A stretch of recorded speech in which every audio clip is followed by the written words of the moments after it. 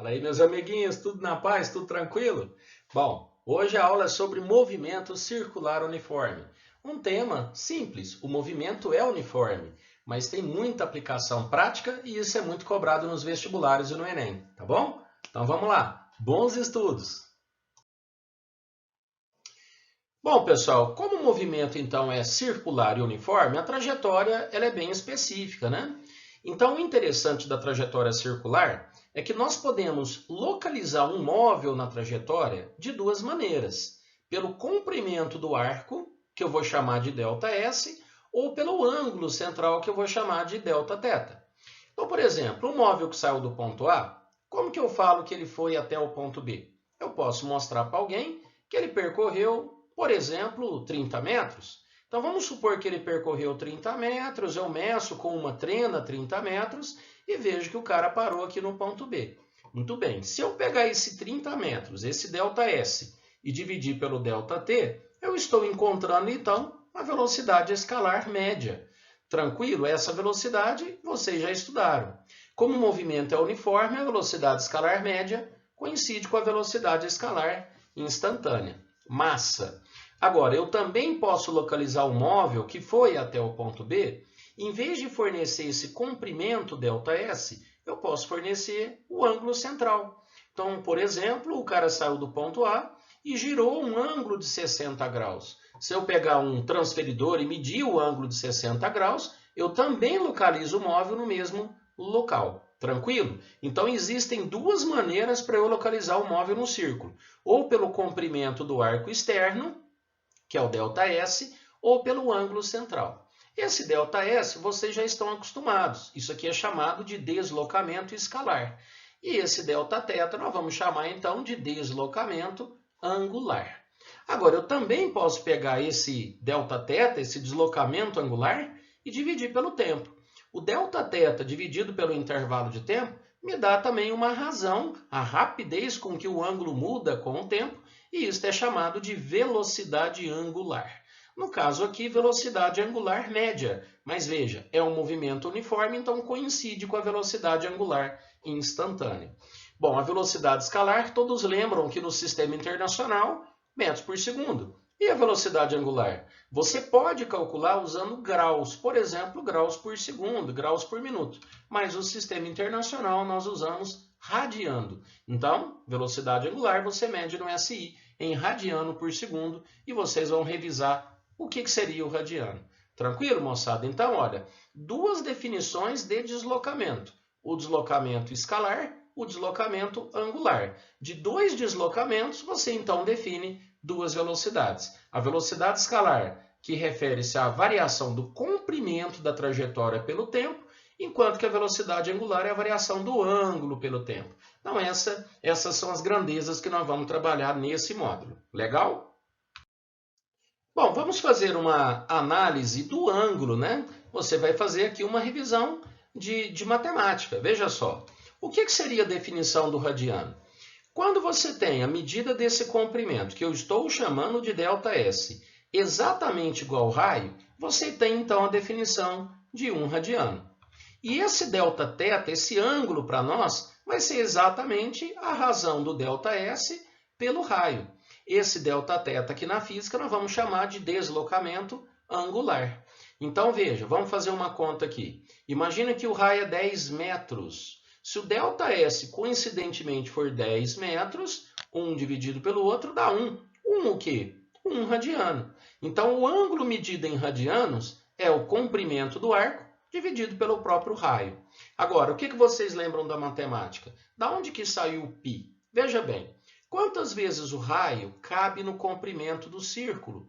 Não é um número exato. Se você medir aqui, ó, uma vez o raio, mais uma vez o raio, mais uma vez o raio e assim sucessivamente.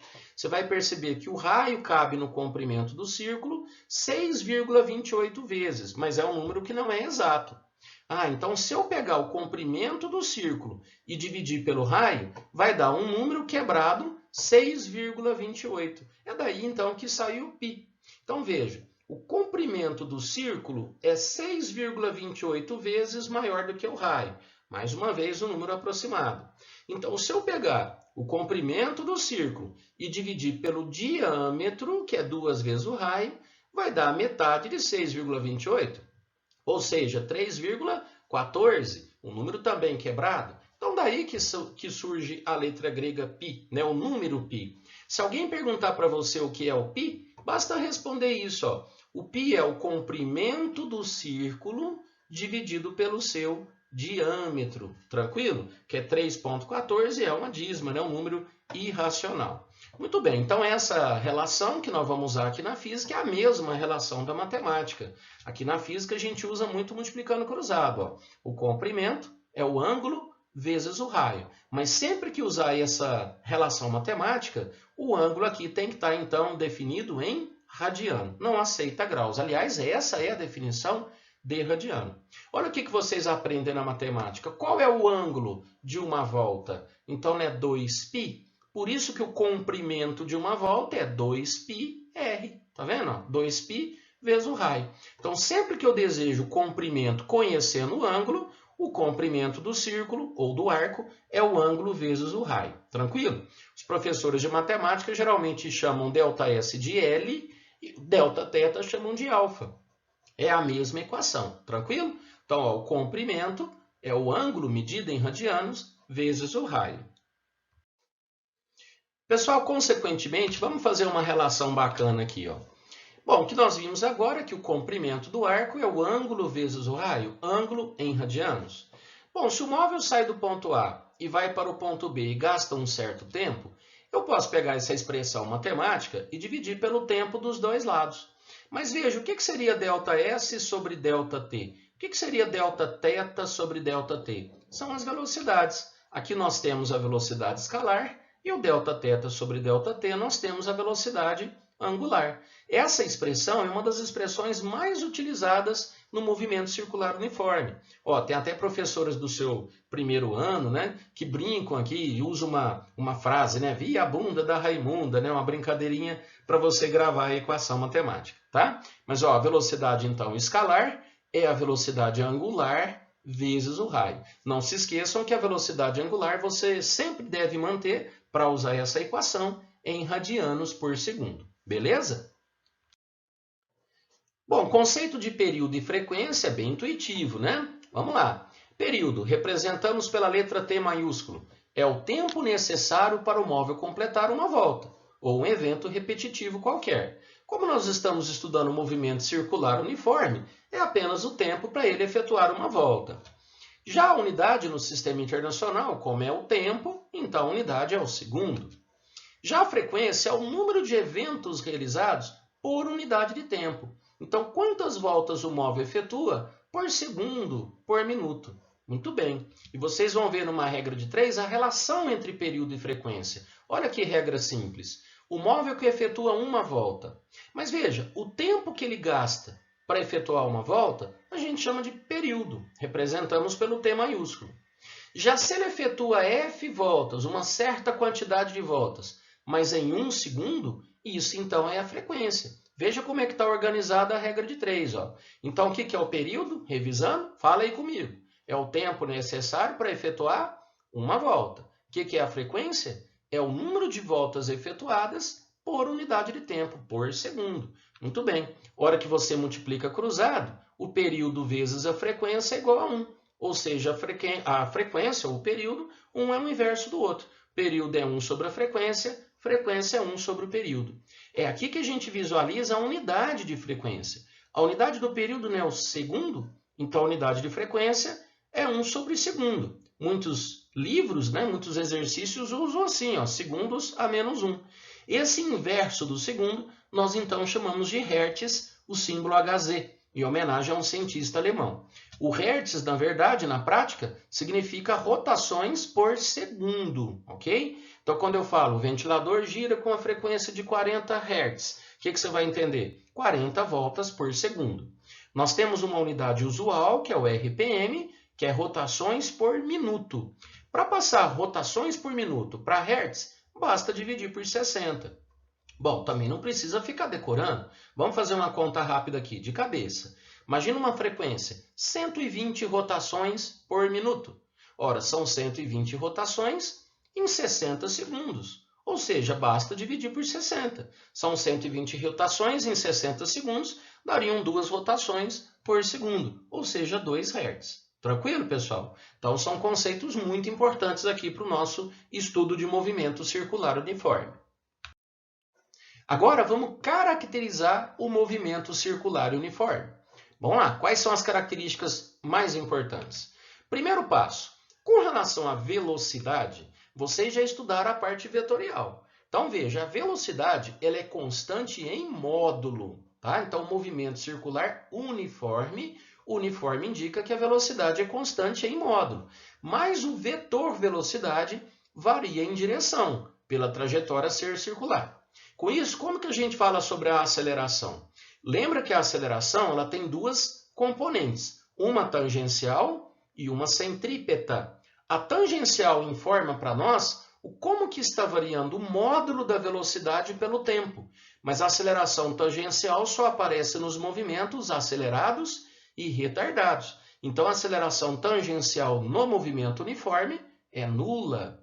Agora, e a aceleração centrípeta? Aceleração centrípeta indica o quê? A taxa da variação da direção. Então, se aqui nós temos uma mudança na direção da velocidade, nós temos, então, uma aceleração centrípeta não nula, uma aceleração centrípeta diferente de zero.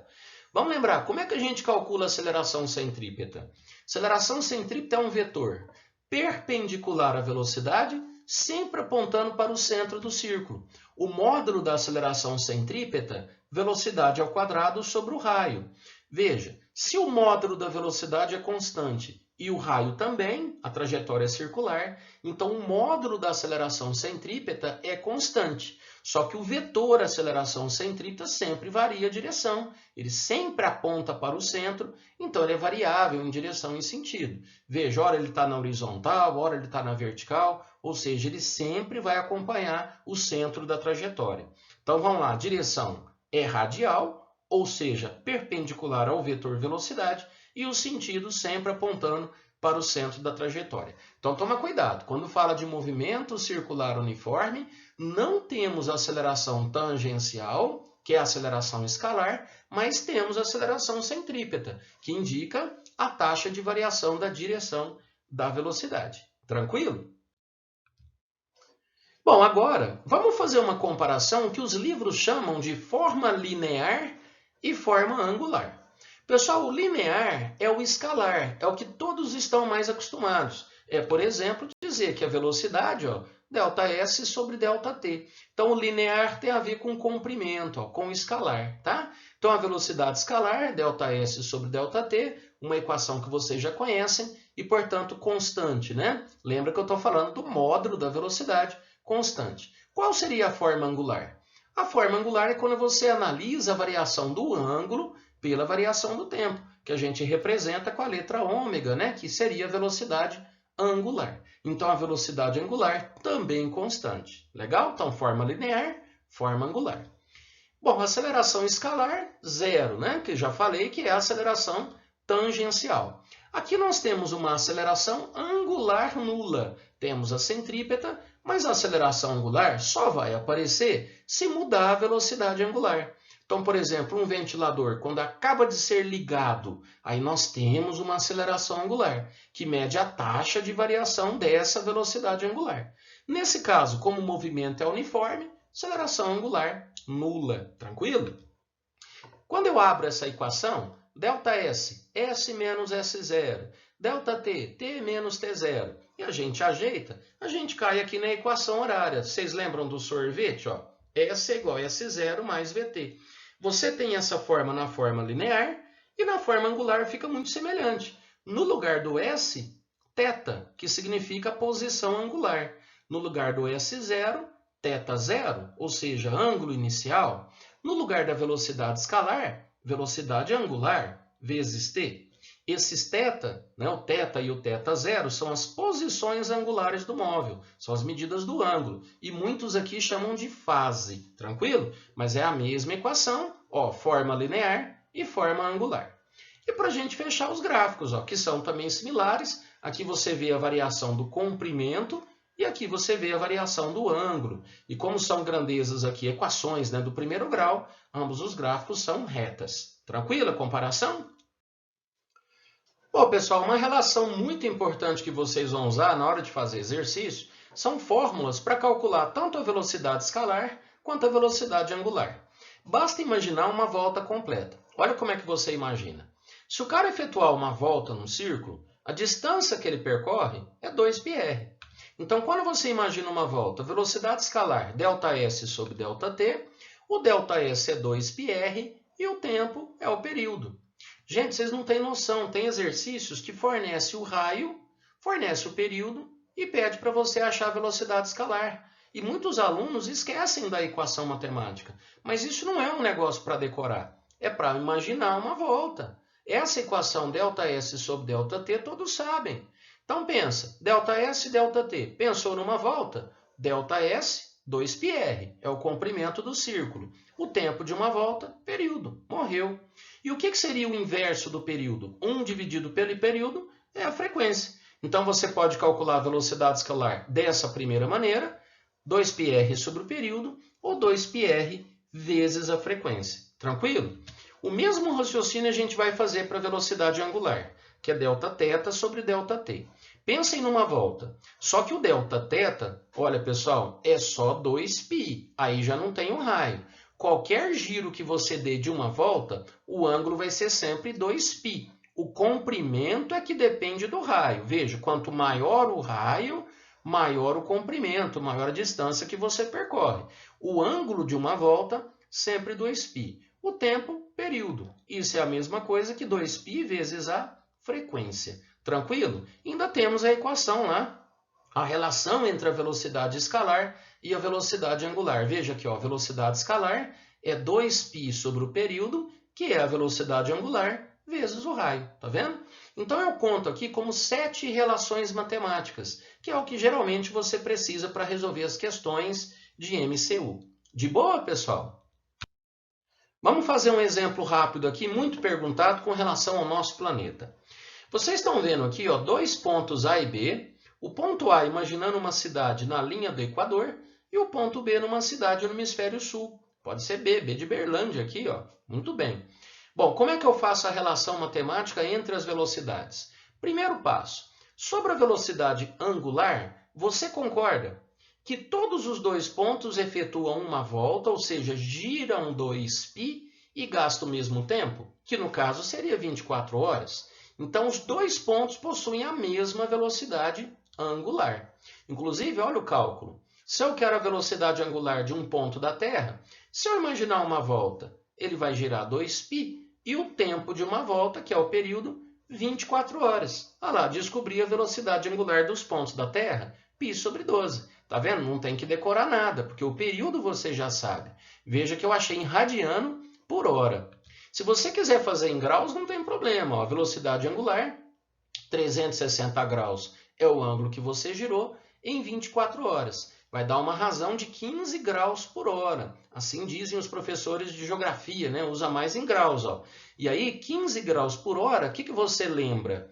Dividiram a Terra em vários meridianos aqui, separados angularmente um do outro de 15 graus. Bom, o que determinaram? Os fusos horários. Justamente porque a Terra gira 15 graus a cada hora. Tranquilo, pessoal? Então, olha que bacana aí a relação matemática muito perguntada.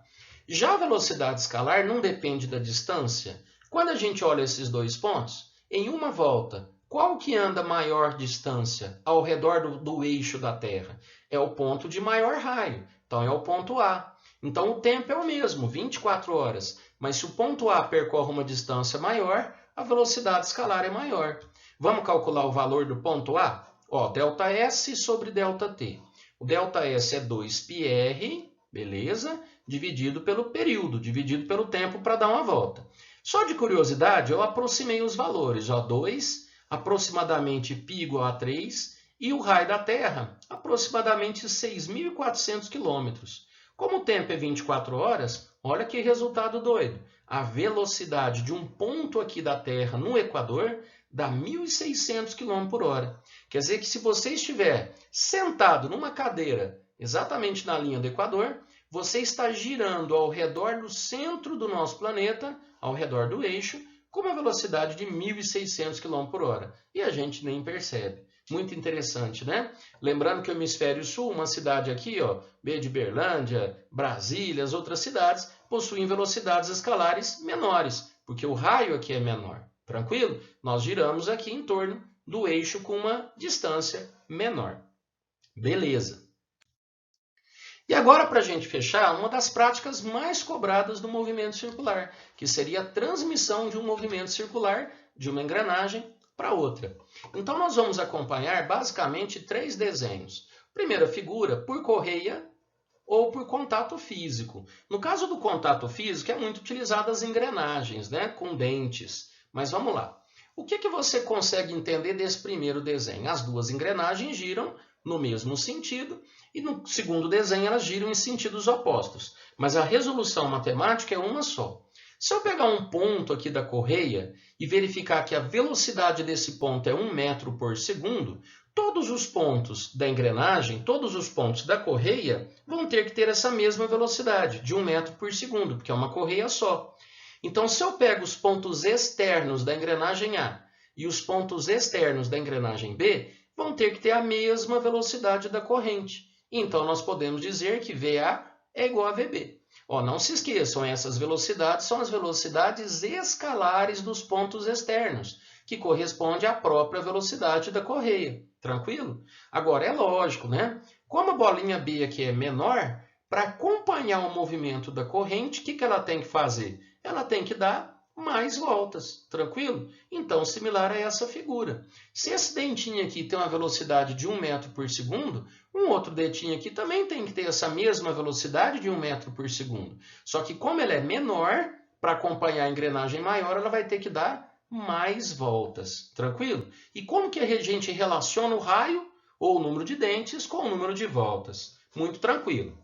Uma das equações que nós usamos para velocidade escalar, vamos lembrar, ΔS sobre ΔT. Pensem numa volta, 2πr sobre o período ou 2πr vezes a frequência. Então tá aí, 2πrf é igual a 2πrf. Cortei o 2π, sobrou só raio e frequência. Ó. O que vocês acharam? Tá de boa? Então o que nós temos aqui na figura? Olha a engrenagem B. Se a engrenagem B ela é menor, então vamos supor que o raio seja 3 vezes menor, quer dizer que a frequência B vai ser 3 vezes maior. Tranquilo? É só fazer aqui a relação inversa. De novo, ó, se o raio da B for 3 vezes menor, a frequência B vai ser 3 vezes maior. Simples assim. Agora, quando for engrenagem dentada, muitas vezes eles não dão os raios, e sim o número de dentes. Mas o raio é proporcional ao número de dentes. Então, se eu falo que aqui tem 30 dentes e aqui tem 10 dentes, você pode fazer a relação que esse raio aqui é 3 vezes maior do que esse. Veja, o comprimento de um círculo pode ser dado em metros, centímetros, em número de dentes. O comprimento é 2πr. Então, se eu tenho um comprimento 3 vezes maior, cuja unidade de medida é número de dentes, eu vou ter um raio 3 vezes maior. Então, de novo, daqui a pouco eu vou fazer um exercício que caiu no Enem sobre isso. Se eu falo que aqui tem 30 dentes e aqui tem 10 dentes, então o raio aqui é 3R e aqui vale R. Como que fica a relação das frequências? Se essa engrenagem der uma volta completa, como essa aqui tem o raio 3 vezes menor, a frequência aqui vai ser 3 vezes maior. Tranquilo, pessoal? Então, isso vale para esses dois desenhos. Bom, só para completar a figura, nós temos aqui, então, como eu disse, a frequência de B maior, né, das duas engrenagens, por ser menor, e a velocidade angular também, que tem a ver com a frequência, tem a ver com o giro, né, com a variação do ângulo pelo tempo. E o período de A é maior que o período de B. A engrenagem maior demora mais, né, para dar uma volta. É o contrário da frequência. Belezinha?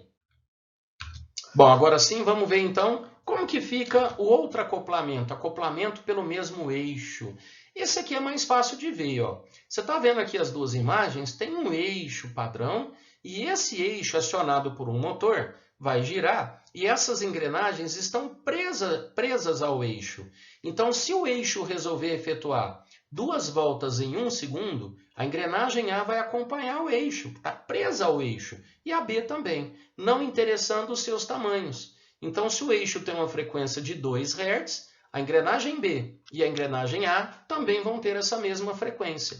Então, nesse caso, as velocidades angulares são iguais. Veja, as frequências são iguais, os períodos são iguais. Então, de novo, falei do eixo. Ó, engrenagem A tem frequência de 2 Hz, está presa no eixo. Então, nós temos a frequência de B idêntica, gira junto com a engrenagem A, junto com o eixo. A única diferença é a velocidade escalar. Quem tem maior raio, todos lembram da equação V igual a ômega R? Então, maior raio, maior velocidade escalar. Lógico que essa velocidade eu me refiro às velocidades dos pontos externos. Tranquilo? Um dos exemplos mais utilizados, né, que seria a bicicleta. Vamos lembrar aqui. No caso da bicicleta, nós temos aqui onde você pedala, chamado de coroa, transmite o movimento circular por uma engrenagem no pneu traseiro, que é chamado de catraca. Já a catraca ela é ligada no mesmo eixo com o pneu. Então, nós temos essas relações aqui, ó, coroa e catraca, ligados por uma corrente. Então, vocês lembram? Tem a mesma velocidade escalar. Já o pneu com a catraca ligada no mesmo eixo. Então, veja, muita gente nunca percebeu isso, né? Se a catraca efetua uma volta, o pneu acompanha essa mesma volta, porque está ligada ao mesmo eixo. Vamos fazer um teste aqui rapidão, de cabeça? Imagina que a coroa tenha, por exemplo, um raio 3 vezes maior do que a catraca num certo momento. Então, faz comigo aí, ó, 3R e R. Então, se a coroa efetuar uma volta, o que vai acontecer com a catraca? Vai efetuar 3 voltas, tranquilo? E se a catraca efetua 3 voltas, o pneu vai efetuar também 3 voltas. Então, uma das questões mais perguntadas é achar a velocidade da bicicleta. Então, eu chamei aqui de engrenagem A, engrenagem B e engrenagem C, para a gente fazer o exercício mais rápido. Então, primeira montagem, a velocidade escalar de A tem que ser igual a de B. Então, VA, 2πrf é igual a 2πrf. Tranquilo? Corta 2π, eu tenho uma relação de raio e frequência. Então, nós já estamos fazendo isso de cabeça, lembra? Se o raio é 3 vezes menor da catraca, a frequência é 3 vezes maior. Mas veja, a frequência da catraca tem que ser igual à frequência do pneu, porque estão no mesmo eixo. E como que eu acho a velocidade da bicicleta ou de qualquer corpo que esteja em movimento uniforme? ΔS sobre ΔT. Só que para calcularmos a velocidade da bicicleta, vamos fazer a seguinte relação.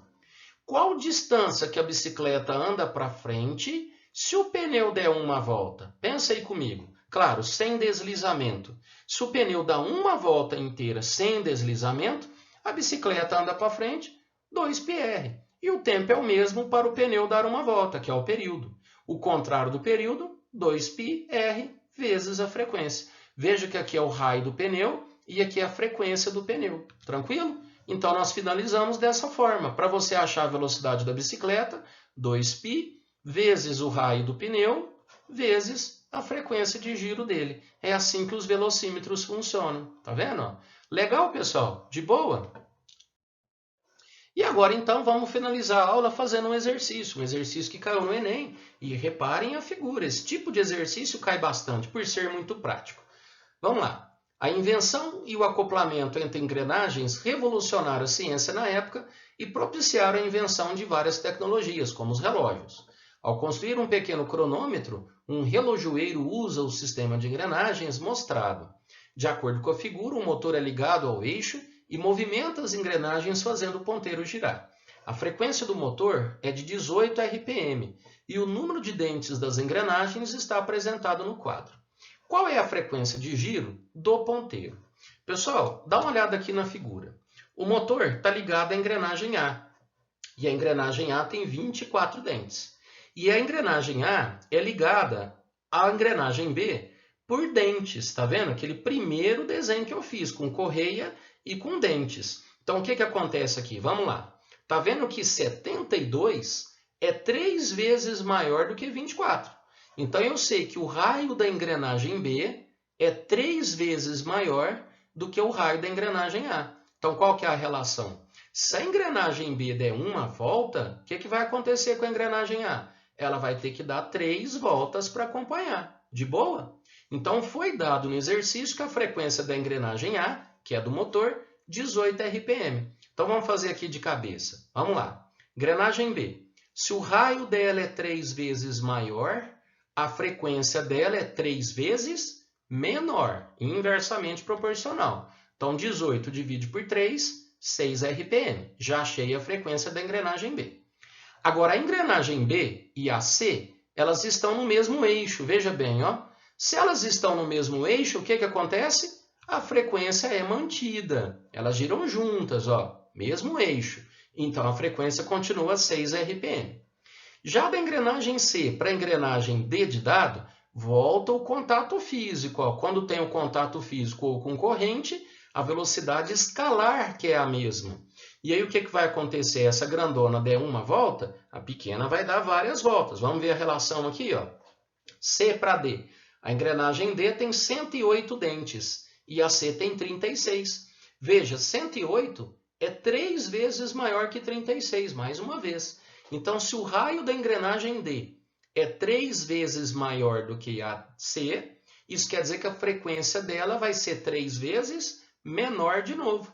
Então, 6 dividido por 3, finalmente a engrenagem D tem uma frequência de 2 RPM. E assim é a frequência do ponteiro que está ligada ao mesmo eixo. Tranquilo? Olha como é que você resolve o exercício do Enem sem fazer muita conta, né? Que é a ideia desse problema, só pelo raciocínio.